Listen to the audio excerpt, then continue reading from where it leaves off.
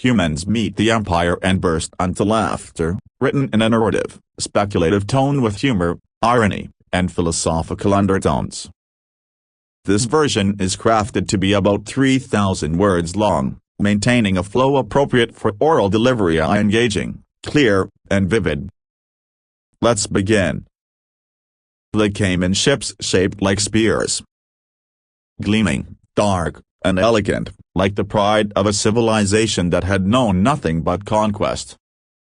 They pierced through our atmosphere as though it were paper and arranged themselves in a mathematically perfect orbit around our planet. We saw them before they saw us, though of course, that was only technically true. In truth, they had been watching us for decades, maybe centuries, as cataloging our species, our behaviors, our contradictions. And they came with fanfare. Not the literal kind, with brass and drums, but with the weight of inevitability. They were the Empire. They had a name, of course, some concatenation of consonants and clicks our vocal cords couldn't hope to replicate without surgical assistance, but they simply called themselves the Empire.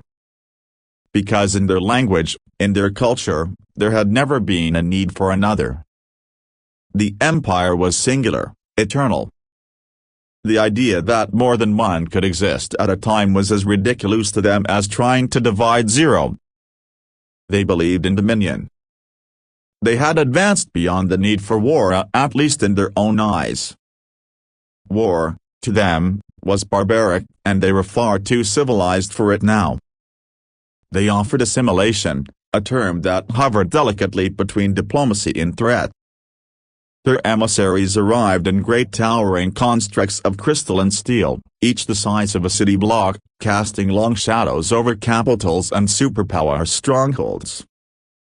They came with translators embedded in their brains, smiling without lips, posturing with the slow, graceful confidence of a species that had never lost a fight in over 1,000 generations. And what did humanity do? We laughed. Not all at once, of course. First came the politicians and generals, grim and cautious, clenching their jaws as they made statements about global unity and planetary sovereignty. But beneath their tailored suits and flag pins, their aides were already passing memes around the back channels. Empire? Like Star Wars? Read one. Another, showing the Empire's planetary mapping systems, simply said, Google Maps update looking intense today. The Empire didn't understand it at first. Their envoys thought the laughter was a cultural ritual. One of them, misunderstanding a UN interpreter's joke, burst into what they believed was laughter and emitted a screech that shattered to windows in the Security Council chamber. They were confused, but curious. What could be so funny about first contact? We laughed at their name. The Empire. Like a sci-fi glitch, a tilde copyright walked onto our living room wearing a toga and asked for the Wi-Fi password. We laughed at their confidence, their slow-motion dominance walk, their declaration of peace that sounded suspiciously like a very polite mugging. They offered us integration, a place in their hierarchy of planetary clients, and expected awe, reverence, and gratitude. We gave them stand-up comedy. And this wasn't defiance, at least not in the traditional sense. It wasn't rebellion with weapons or protest signs. It was something far more dangerous to a system built on intimidation, irreverence. We didn't treat them seriously. And in doing so, we cracked the foundation of their self-image. You see, the Empire had met other species before. Many. Dozens. Some resisted with fire and blood. Others submitted, traded independence for survival, placed their flags beneath the Empire's golden insignia and spoke of pragmatism. A few tried to negotiate a middle path, hoping to balance pride with cooperation. None had ever laughed. It wasn't that humanity was the most powerful species they'd encountered. We weren't. Their ships could erase cities with the precision of a neurosurgeon. Their ice systems made ours look like toys. Their soldiers were grown, not born out, engineered with muscles like liquid iron and loyalty hardwired into their bones.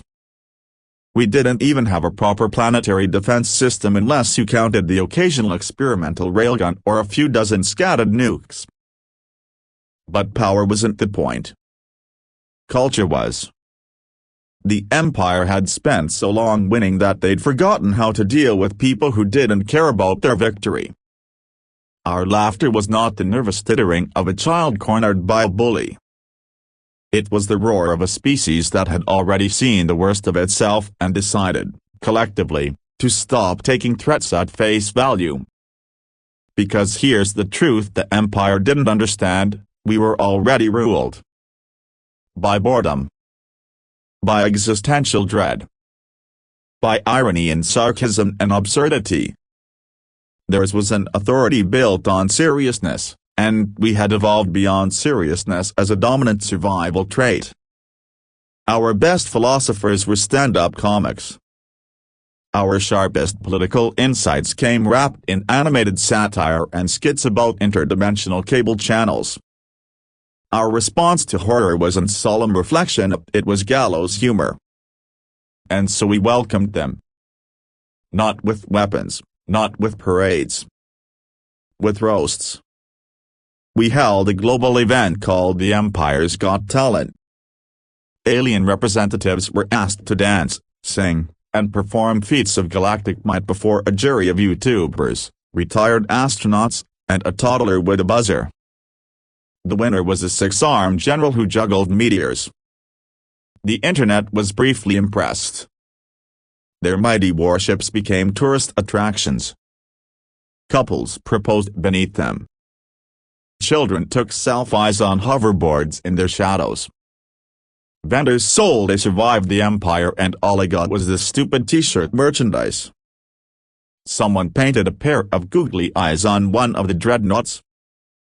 The Empire tried to prosecute that as an act of war, but by then their own soldiers were posing with the eyes. The real shift came when their diplomats attempted to rewrite our laws.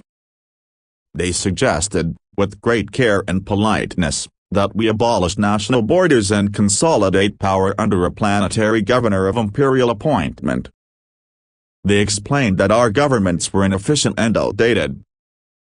We nodded solemnly a broken bar and then released a 12-part mockumentary about an imperial bureaucrat trying to run Earth and having a nervous breakdown after his first PTA meeting.